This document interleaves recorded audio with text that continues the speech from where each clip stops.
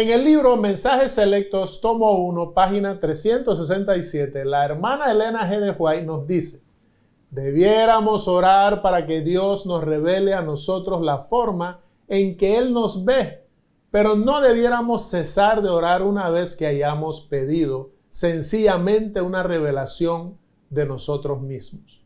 Debiéramos orar para que Jesús nos sea revelado como un Salvador que perdona los pecados.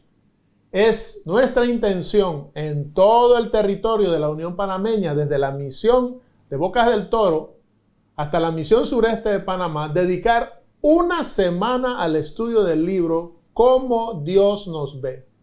Nuestro propósito será el de fortalecer la espiritualidad en nuestras congregaciones locales y fomentar un ambiente adecuado para la práctica de la mayordomía cristiana. Les invitamos a que nos acompañen iniciando el 16 de mayo y finalizando con un conversatorio el viernes 21, y los horarios serán a partir del 16 de mayo a las 5, de 5 a 6 a.m. y en la noche de 7 a 8 p.m. Los expositores, nuestros invitados especiales, serán el pastor Vladimir Polanco, autor del libro y director de publicaciones teológicas y de la revista Prioridades en nuestra casa publicadora IATPA, y el muy conocido pastor Roberto Herrera, director de mayordomía de la División Interamericana. Estamos absolutamente convencidos de que para Dios no hay nada más valioso que el ser humano y por lo tanto las personas han de ser el centro de todas nuestras iniciativas y programas. Este libro nos ayudará a comprender esto al darnos las siguientes respuestas a algunas interrogantes que se nos presentarán. ¿Cómo ve Dios a los seres humanos? ¿Cuánto vale una persona para Dios? ¿De qué formas Dios ha mostrado su amor por la raza humana? Y una pregunta más que nos desafía directamente: ¿cómo espera Dios que tratemos a nuestros semejantes? También veremos cómo el uso que hacemos de nuestro dinero está directamente vinculado a la forma en que respondemos a dichas interrogantes. Agradecemos a la administración de la División Interamericana por proveernos de este material tan valioso. Que Dios bendiga a cada iglesia donde este material sea estudiado y permita que cada uno de sus miembros estén preparados para el reino de los cielos. Los invitamos, no falten, no se pierdan esta semana que será muy, pero muy especial para sus vidas. Es el deseo de la administración de la Unión Panameña y la de sus campos locales que usted, al participar de este programa, reciba una bendición especial y aprenda cómo Dios lo ve. El Señor le bendiga.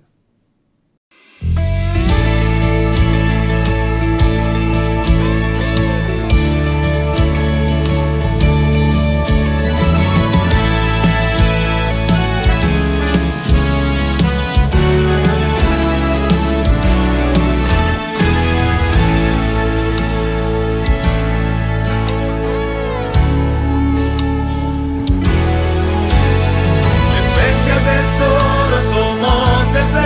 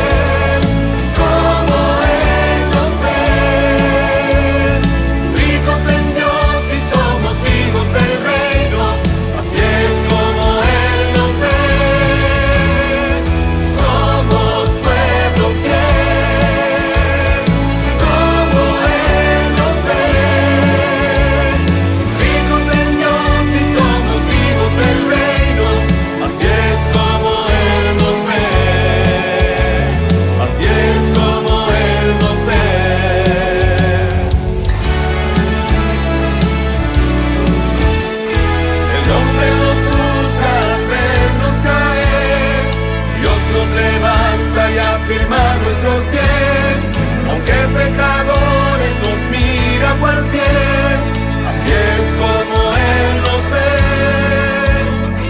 Ahora me doy por completo al Señor, ya no de palabras fiel le seguiré.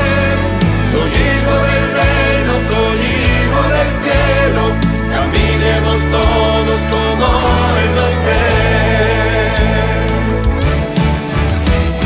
Somos pueblo fiel, como Él nos ve. Ricos en Dios y somos hijos del reino, así es como Él nos ve. Somos pueblo fiel, como Él nos ve. Ricos en Dios y somos hijos del reino, así es como Él nos ve. Somos pueblo fiel, como Él nos ve. Ricos en Dios y somos hijos del reino, así es como Él nos ve. Somos pueblo fiel, como Él nos ve. Ricos en Dios y somos hijos del reino, así es como Él nos ve. Así es como Él nos ve. Así es como Él nos ve. Ricos en Dios y somos hijos del reino, ricos en Dios, así como Él nos ve.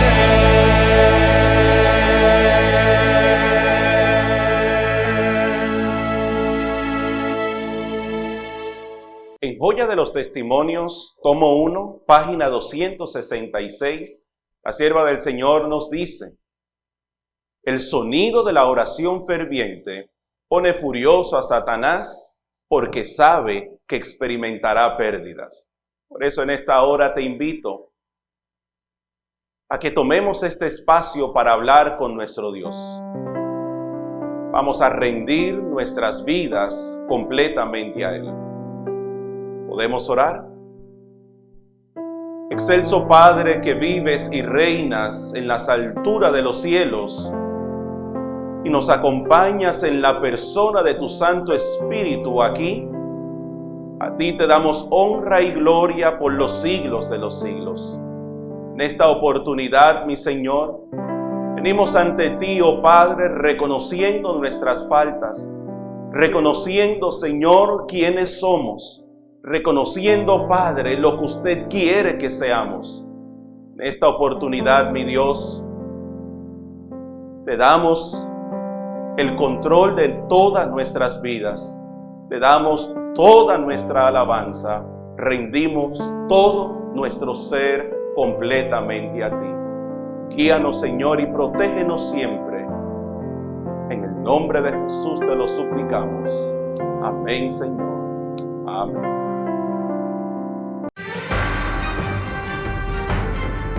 ¿Cómo ve Dios a los seres humanos? ¿Cómo espera el Señor que tratemos a nuestros semejantes? El Departamento de Mayordomía de la Unión Panameña presenta el programa Como Él nos ve. Una mirada al lado humano de la Iglesia.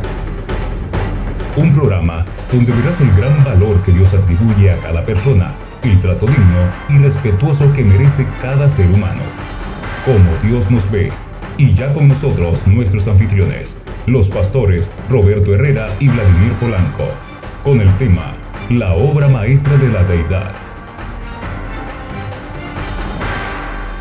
Reciban un saludo cariñoso y una bienvenida especial a este programa de estudio Como Él nos ve. Les saluda el pastor Roberto Herrera del Ministerio de Mayordomía de la División Interamericana y por supuesto estoy acá acompañado del autor del libro que estamos estudiando y pastor Vladimir Polanco. ¿Cómo te sientes, pastor? Saludo muy especial, pastor Herrera, contento, feliz de dar inicio a esta serie de estudio Como Él nos ve, basado precisamente en el libro que lleva el mismo título. Bueno, yo creo que la tarea que tenemos por delante es bien definida, bien clara, bien específica. Tenemos 13 capítulos en el libro y durante los próximos 6 días esperamos compartir con ustedes el contenido de esos capítulos, y desde ya queremos invitarles para que estén con nosotros en cada entrega y también motivarles a que contacten a otras personas para que puedan disfrutar del programa. En el día de hoy vamos a estar mirando los asuntos principales que tienen que ver con el capítulo 1 del libro Como Él nos ve, que ha sido titulado La obra maestra de la deidad. Ese es el tema de este día y quiero invitarles para que hagamos una brevísima oración y de inmediato veamos los detalles de este capítulo. Querido Padre, que estás en el cielo, necesitamos y pedimos la unción de tu Santo Espíritu para que el mensaje que contiene el capítulo 1 de este libro sea una gran bendición para todos nosotros.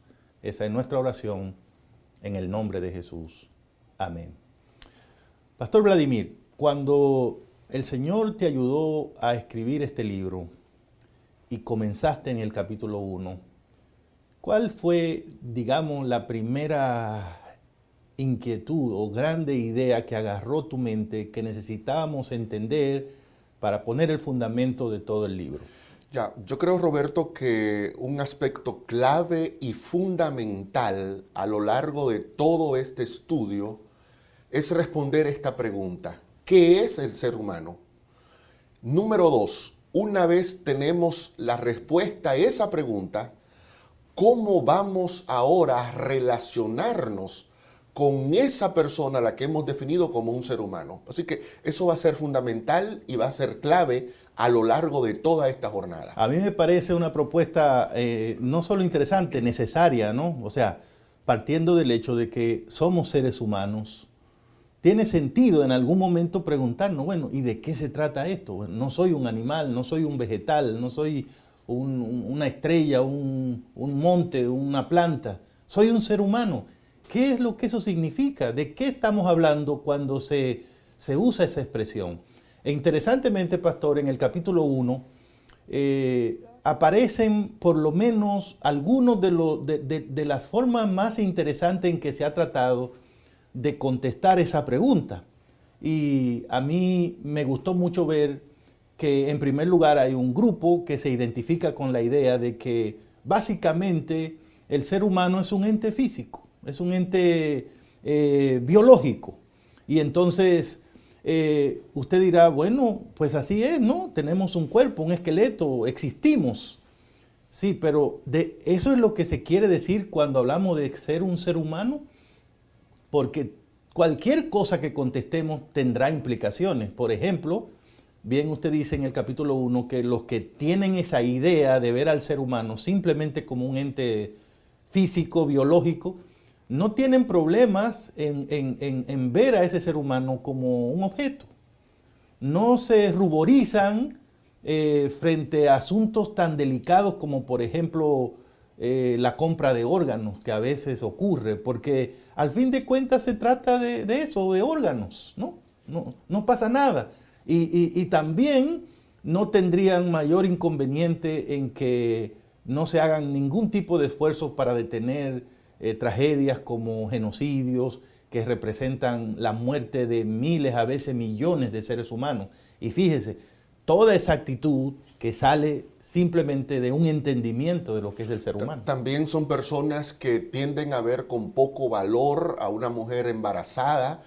Creen que el aborto, por ejemplo, no importa las circunstancias ni el tiempo, puede realizarse, porque lo que consideran es que la mujer tiene en su vientre un objeto, un pedazo de carne. También son personas más inclinadas a permitir que la gente ponga fin a su vida, ya sea por un problema de enfermedad o por un problema de desequilibrio emocional.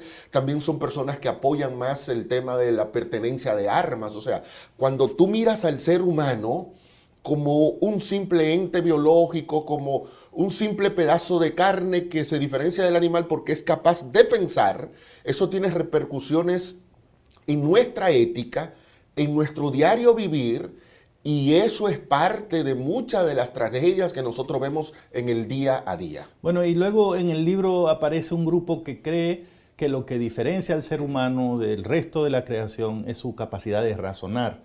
Eso también tiene muchas implicaciones también. La idea de pensar que lo que nos hace seres humanos es nuestra mente, nuestra razón.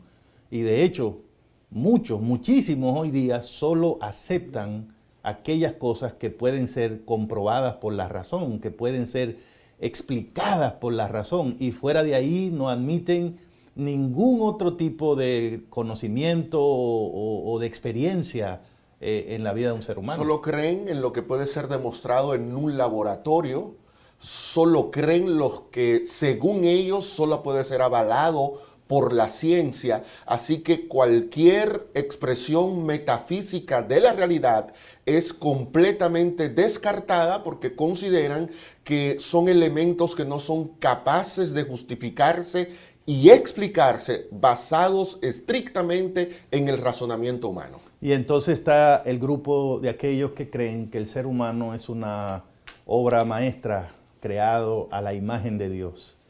Y por supuesto, este es un grupo de personas que tiene una tendencia marcada a ver al ser humano con una dignidad inherente, ¿no?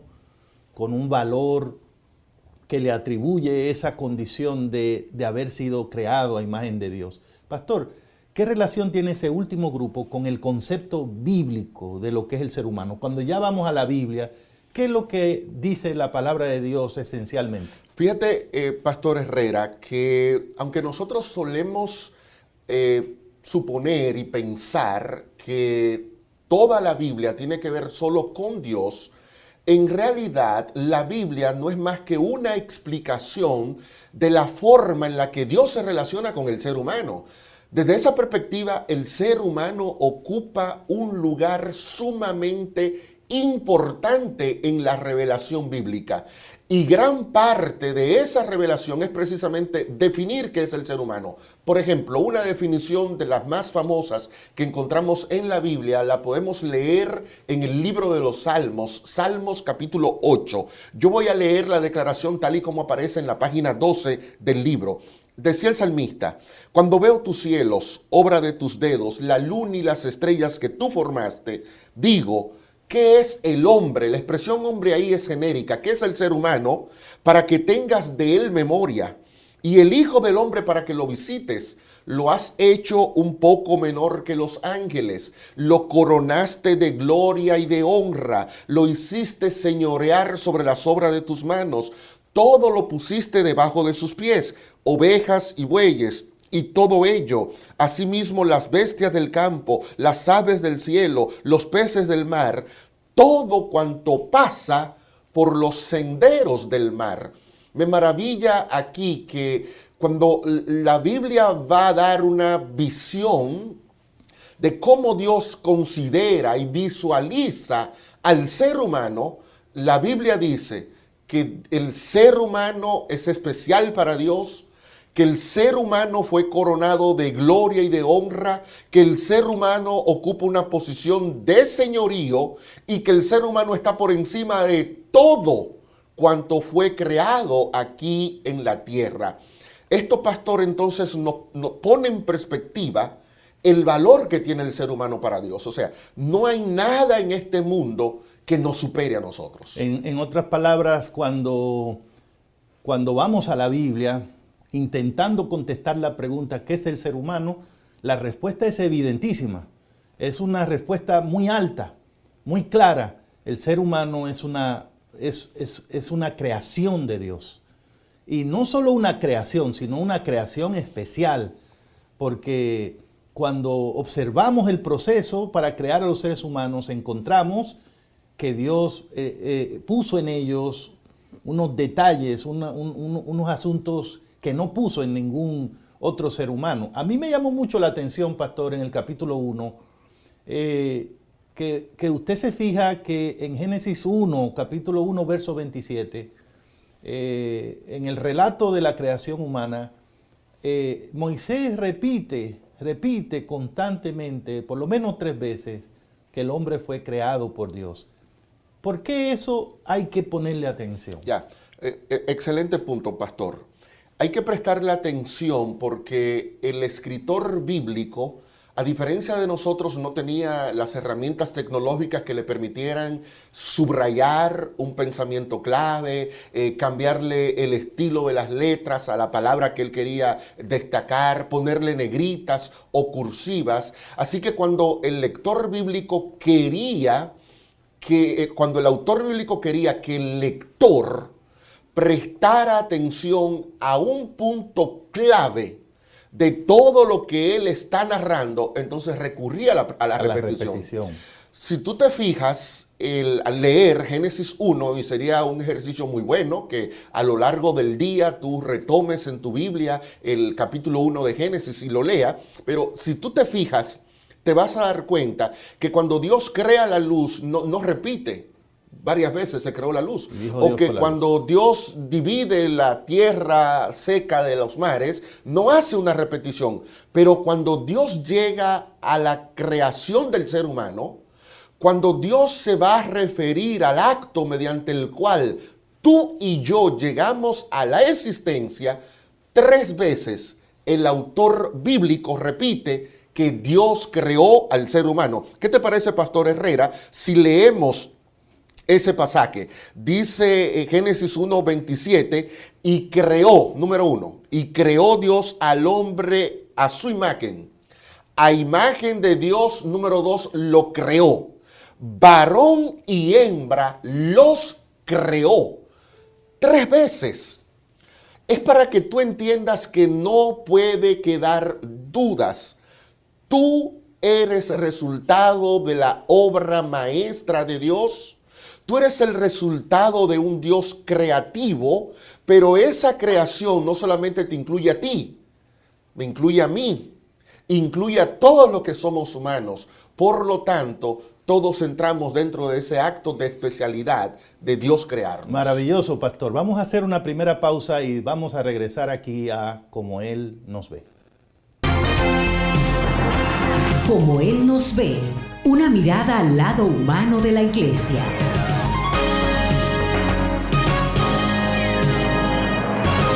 De nuevo con ustedes aquí en Como Él nos ve, el programa de estudio, y hoy con el capítulo 1, la obra maestra de la deidad. Hace un momentito estábamos fijándonos en ese recurso que usó Moisés en Génesis 1:27 de repetir para que notáramos que estaba pasando algo distinto, que Dios creó, que Dios creó, que Dios creó. No hay duda de que Dios creó, y no hay duda de que cuando creó al ser humano estaba llegando a la cima, ¿no?, de la obra creadora. Por eso, pastor, entonces se dice que el ser humano es la corona, ¿no?, el punto donde cuando llegó ese punto Dios dijo, aquí está lo máximo, ¿no? Muy bien, pero hay otra expresión en el relato bíblico que se usa mucho cuando tiene que hablarse o cuando se refieren a la creación del ser humano. Y es que esa criatura en particular fue hecho a imagen de Dios. Ayúdenos a entender un poquito qué significa eso para nosotros. Muy bien. De hecho, somos los únicos que tenemos esa característica. Y uno de los elementos que precisamente destaca el valor del ser humano es que no hay en la creación otro elemento que pueda decirse que lleva ese atributo. De hecho, cuando nosotros estudiamos Génesis 1, vemos que todos los actos creadores están presentados con verbos impersonales. Sea la luz, produzca la tierra, reúnanse las aguas. Pero cuando llega el momento de crear al ser humano, Dios utiliza un verbo personal, hagamos. Es un acto deliberativo de parte de Dios, y en esa deliberación, la conclusión a la que llegan los miembros de la deidad es, pues creemos a alguien que se parezca a nosotros. Y eso es importante, porque si nosotros llevamos la imagen de Dios, Eso significa que somos personas que dependemos de Dios. Cuando usted viene a un espejo, el espejo refleja una imagen, pero lo que el espejo está reflejando depende de una realidad. Cuando la Biblia dice que nosotros somos imagen de Dios, la Biblia está queriendo dejar claro, Pastor Roberto, que nosotros dependemos de Dios y que somos eso, los elementos que están en la tierra, que cuando yo te veo a ti o cuando tú me ves a mí, debemos decir, hey, pero mira, ese que va caminando por ahí se parece a Dios, porque como imagen de Dios es un reflejo de su creador. Wow, es como decir que en realidad, Pastor Polanco, no se puede ser un verdadero ser humano sin tener una relación con Dios, ¿no? O sea, el ser humano desconectado de Dios se deshumaniza, porque fue diseñado, fue hecho a imagen de alguien. Y para poder dar ese aspecto necesita estar en constante relación con ese alguien. Ese es un pensamiento increíble. O sea, a diferencia de todo otro ser creado, los seres humanos hemos sido creados para estar en constante comunión, íntima comunión con Dios, porque de eso depende la posibilidad de que nosotros podamos desarrollar todo el potencial con que fuimos creados. Es un pensamiento increíble. Un elemento clave, y yo voy a citar la página 15 del libro. Si usted tiene el libro, puede venir a la página 15 en el tercer párrafo, porque uno pudiera preguntarse, ese elemento de la imagen entonces solamente alude a que tiene que haber una dependencia entre la criatura y el creador. También alude a otra cosa. Y yo quiero leer textualmente esos otros elementos. Escribió Elena de White una declaración publicada en Review Herald el 11 de febrero de 1902. Y cuando yo leí esto, Pastor Herrera, me emocioné muchísimo. Dice Elena de White que cuando Dios creó al ser humano, textualmente, creó una clase nueva y distinta. Wow. No somos como los ángeles. No somos como los habitantes de los mundos no caídos, no somos dioses. Cuando Dios decidió crearnos a nosotros, dijo, quiero algo completamente nuevo y distinto, que todo el que lo vea diga, el Señor ahí se esmeró. Wow. Y entonces en otra declaración que aparece en Patriarcas y Profetas, página 24, en el capítulo 2, por si usted tiene una versión distinta, capítulo 2 de Patriarcas y Profetas, ella, la misma autora, Elena de White, escribió que nosotros llevamos la imagen divina tanto en la semejanza exterior, es decir, en el físico, como en el carácter. Wow, y usted ha mencionado un detalle que cuando usted va al capítulo 1 lo encuentra claramente explicado, ¿no? Cuando usted oye hablar, yo fui creado a imagen de Dios, o fuiste creado a imagen de Dios, de lo que estamos hablando es de que tú y yo tenemos rasgos físicos que nos identifican con Dios. Por ejemplo, la capacidad de razonar, ¿no? Que significa que puedes tomar una información, varias informaciones, discriminar entre ellas, tomar una decisión, decir esto es mejor que esto. La capacidad de que puedas escuchar un mensaje y entenderlo, analizarlo y aplicarlo a tu vida. Eso es una posibilidad que solo se le dio al ser humano. Y qué interesante, porque esto hace que el ser humano sea de la creación el único capaz de comunicarse con Dios en un nivel en que Dios puede darle las ideas y el ser humano entenderlas e incluso responder a esas ideas en lo que requiera una respuesta. Y en ese sentido, la imagen de Dios simplemente nos hace seres muy especiales. Muy especiales, y me agrada mucho que cuando David está precisamente haciendo un comentario teológico a Génesis 1, él, en lugar de utilizar la expresión imagen de Dios, como aparece en Génesis 1, David dice que fuimos coronados de gloria y de honra. No hay en la creación ningún otro personaje que tenga la imagen, y esa imagen implica que tenemos una corona sobre nuestras cabezas. Es decir, que al tener la imagen Dios nos está colocando por encima de todo lo que existe en la creación. Bueno, y sabe que cuando vayas, hermano, amigo, al capítulo 1 de este libro, como Él nos ve, vas a encontrar que este asunto de la imagen de Dios no es solo un privilegio que Dios nos dio para disfrutarlo y ya, tiene también propósitos muy puntuales. Una de las cosas que señala el capítulo es que Dios nos creó a su imagen, entre otras cosas, para que seamos capaces de administrar un capital que Él nos entregó, que en este caso es la vida y todo lo que la vida implica. Es decir, todo ser humano, sin importar su sexo, su condición social, su educación, tiene una capacidad inherente que Dios le dio de administrar su vida, de hacer algo con su vida. Eso es lo que significa que Dios te creó a tu imagen. Nadie está diseñado para fracasar o para vivir como un esclavo, porque nosotros nacemos con esa posibilidad de ser administradores de los bienes de Dios. El hecho también de que tengamos la imagen de Dios pone en perspectiva la manera en la que nosotros nos vamos a relacionar con otro ser humano que también refleja esa misma imagen. Porque cuando analizamos Génesis en el contexto de la creación del ser humano como imagen de Dios, al ser humano se le dice que él tendría potestad sobre los peces del mar, sobre las aves de los cielos, sobre las bestias de la tierra, pero nunca, Pastor Herrera, se dice que yo debo tener potestad sobre ti. El hecho de que tú y yo tengamos la imagen divina implica que todo lo creado está por debajo de nosotros, pero yo no estoy por debajo de ti, ni tú estás por debajo de mí. Por lo tanto, mi relación contigo es una relación de igualdad. Y no importa que tú seas hombre o mujer, no importa que tú seas blanco o negro, delgado o gordito, alto o bajito, todos somos iguales, porque la imagen de Dios nos pone a nosotros en la misma condición.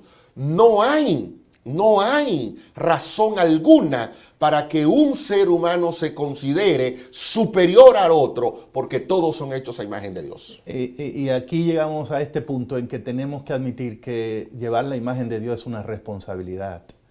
Y mientras yo meditaba, mientras yo hacía mi lectura del capítulo 1, llegué a ese punto de entender que realmente Dios me hizo a su imagen para que yo tenga la responsabilidad de mantener siempre presente que soy su imagen, soy su representante, no soy Dios. O sea, no soy lo que se ve en el espejo, soy el espejo solamente. El ser humano está llamado a recordar que este mundo tiene dueño y no somos nosotros. Los animales no pueden hacer eso. Las plantas no pueden hacer eso. El ser humano es el único que tiene la capacidad de decirle a todos, el dueño es Dios. El mundo gira alrededor de Dios. Mientras todos nos mantengamos reconociendo a Dios, todo va a estar bien. Extrañamente, fue precisamente el ser humano el que se rebeló contra ese Dios. Sí, y mira que ese concepto que tú estás desarrollando, incluso en las páginas 16 y 17 del libro yo lo ilustro haciendo alusión a alguna de las costumbres de aquel entonces. Pero vamos a tomar un ejemplo bíblico. Ahí en el libro usted puede encontrar otros ejemplos. Pero tú recuerdas el caso de Daniel 3, la estatua de Daniel 3. Nabucodonosor colocó esa estatua en la llanura de Dura como una representación de sí mismo. Y fíjate que cuando Sadrach, Mesach y Abednego decidieron rechazar esa imagen, Nabucodonosor lo tomó como un rechazo a su persona, porque la imagen era el representante de el objeto superior a quien ella representaba. Lo que indica que cuando Dios decide, voy a colocar al ser humano sobre la tierra, un irrespeto hacia el ser humano es un irrespeto a Dios. Porque el ser humano está colocado aquí como un representante de Dios. Lo vemos también en las relaciones diplomáticas de los países, Pastor Roberto. O sea, cuando un embajador de México es irrespetado en Estados Unidos, el país toma eso como un irrespeto a lo que representa ese embajador. Bueno, pues es lo mismo que Dios está haciendo. El ser humano es el embajador de Dios aquí. Una desconsideración y un irrespeto hacia esa criatura, Dios lo va a tomar como un irrespeto hacia él. Eso vuelve otra vez a poner sobre el tapete lo importante que es el ser humano para Dios. Con razón usted dice en ese capítulo que mientras los seres humanos hacemos imágenes para adorarla, Dios nos creó a nosotros a imagen de Él para que aprendamos a no darle a las cosas el valor que no tienen, para que sepamos que nosotros mismos reflejamos lo más grande que hay en el universo. Y me parece que es un pensamiento que debe quedar grabado en nuestras mentes. Y vamos a ir ahora a la segunda pausa y luego estaremos ya con ustedes en la continuación de Como Él nos ve. Como Él nos ve, una mirada al lado humano de la Iglesia.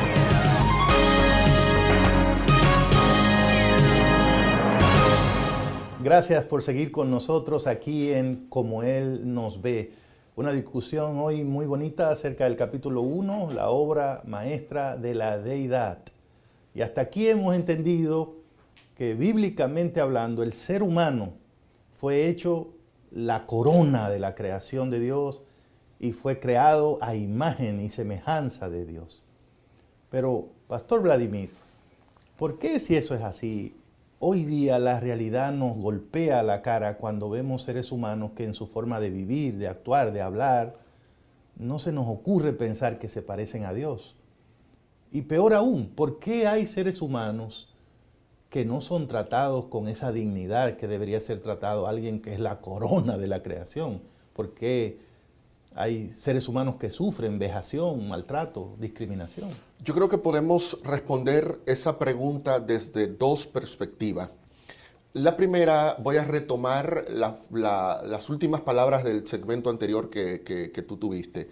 Dice Isaías 40, 19 y 20, que a veces nosotros en un acto de irracionalidad tomamos las cosas, el oro, plata, un pedazo de barro, un pedazo de piedra, un pedazo de madera, agarramos eso y con eso fabricamos una imagen y entonces le decimos a esa imagen, tú eres mi Dios. Entonces, todo comienza con una distorsión de lo que yo soy y una distorsión del Dios que me creó a mí.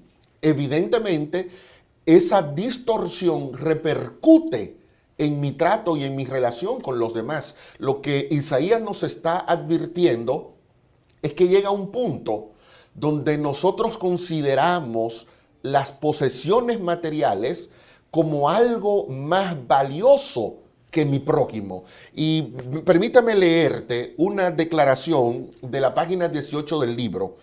El Señor nos ha dotado de su imagen no para que seamos esclavos de las posesiones, sino para que podamos cumplir fielmente nuestra función como administradores. Pero ¿qué pasa? Que mientras nosotros hacemos imágenes para adorarlas como si fuera Dios, lo que Dios quiere es hacer de nosotros su imagen en este mundo. Entonces, una razón por la que nosotros tratamos con desprecio a los demás es porque le hemos dado más valor a las cosas, a las posesiones, que al ser humano.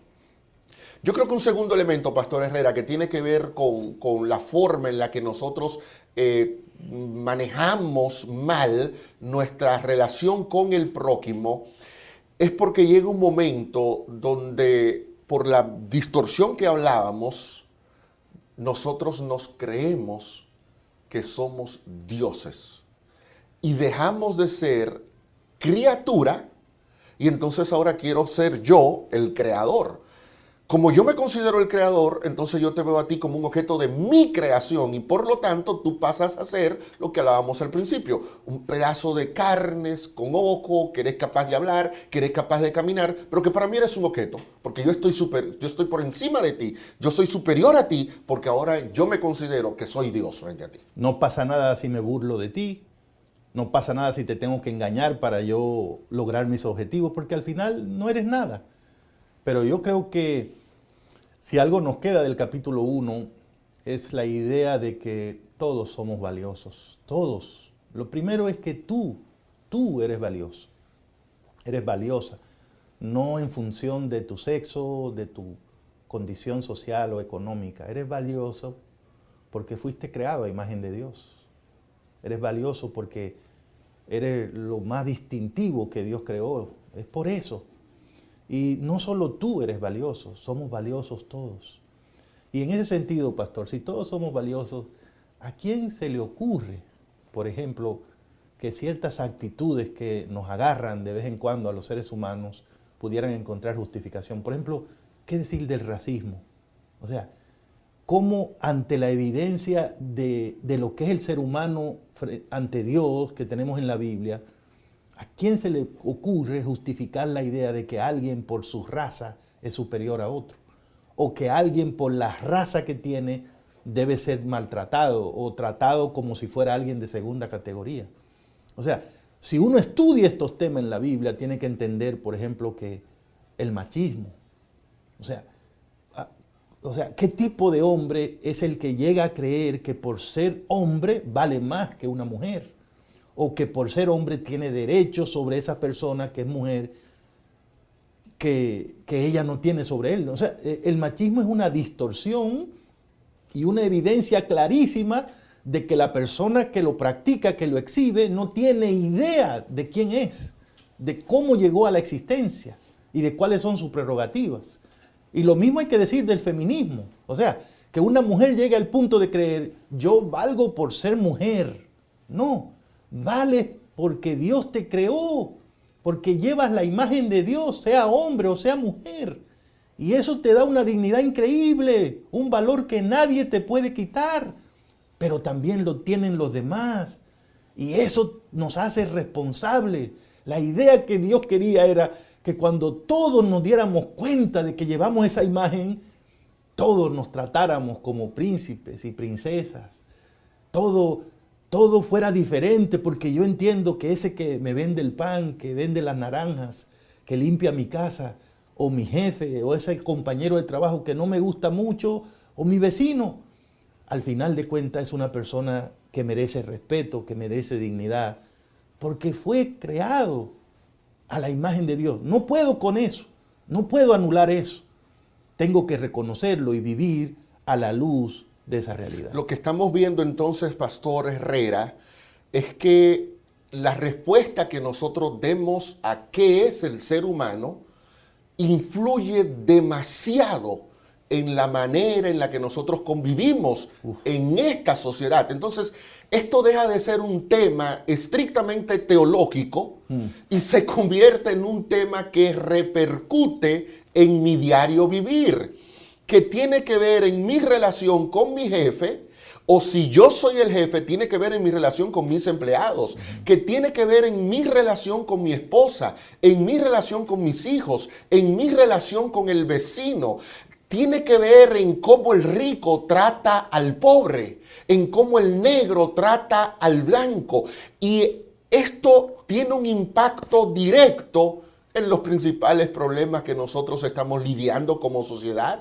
¿Qué es lo que vemos? Una sociedad que se divide por el color de la piel, una sociedad que se divide por la capacidad que tú puedas tener para tener más recursos. Eres más rico, tienes más valor, eres más pobre, tienes menos valor. Una sociedad que se divide por tu condición de salud. La imagen de Dios, vernos como Dios nos ve, como la obra maestra de su creación en la tierra, nos llevará a que nos tratemos como lo que somos, hermanos. Nos llevará a aceptar lo que dijo San Pablo en Hechos 17. Somos linaje suyo. Nuestro ADN viene del cielo. La mejor manera que nosotros entendemos, que nosotros podemos tener para entender lo que somos, es aceptar y creer lo que Dios ha dicho de ti y de mí. Eres su hijo, eres su imagen aquí en la tierra, eres su obra maestra. Estoy pensando ahora mismo, pastor, en cómo este mensaje de hoy impacta el ámbito de la iglesia, ¿no? La imagen de Dios, la corona de la creación. ¿Cómo vamos a tratar a los seres humanos ahí en la iglesia? Cada persona que está ahí es valiosa y merece respeto, consideración, amor. Cada hermano, cada hermana que está ahí debería importarnos dónde está, cómo está, qué está pasando con esa persona. Yo creo que, como su libro se titula, ¿no? Una mirada al lado humano de la iglesia, estos mensajes nos van a ayudar a entender no solo cómo Dios nos ve, sino cómo nosotros deberíamos vernos unos a otros también. Y yo me quedo con eso hoy en el capítulo 1. Todos somos valiosos. Hay algo de lo que Dios se aseguró. No todos seremos ricos, no todos somos altos, no somos todos negros o blancos, pero hay una cosa que Dios se aseguró de garantizarla. Todos somos valiosos porque todos fuimos creados a imagen de Dios. Siga con nosotros aquí en Como Él nos ve.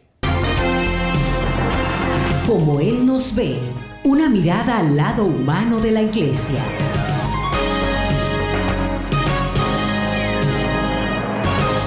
Ha llegado un momento muy especial de nuestra programación. Ha llegado el momento de elevar una oración a nuestro Dios, agradeciéndole, ¿verdad?, por todas las bendiciones recibidas.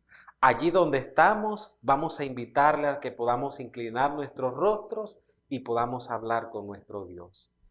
Querido Dios y Padre bueno, maravilloso Jesús, gracias le damos en esta oportunidad porque usted ha derramado grandes bendiciones sobre nuestras vidas. Gracias porque como un solo pueblo podemos reunirnos desde nuestros hogares para alabar y glorificar su nombre. Padre Celestial, gracias por darnos ese lindo privilegio de conocer que somos muy especiales para usted y mirarnos bajo una esfera divina y olvidarnos, Padre Celestial, del concepto que la gente, que las personas puedan tener de nosotros mismos. Oh Dios, gracias porque hasta aquí usted nos ha acompañado y gracias porque también podemos presentar nuestras familias, nuestras necesidades y tantas peticiones que puedan haber en nuestro corazón. Todas estas cosas y mucho más se las pedimos, se las agradecemos en el nombre que es sobre todo nombre, en el nombre de Cristo Jesús. Amén. Continuando con nuestra programación especial, no te pierdas esta noche a las 7 p.m. nuestro tema, el especial Tesoro del Señor. Te esperamos.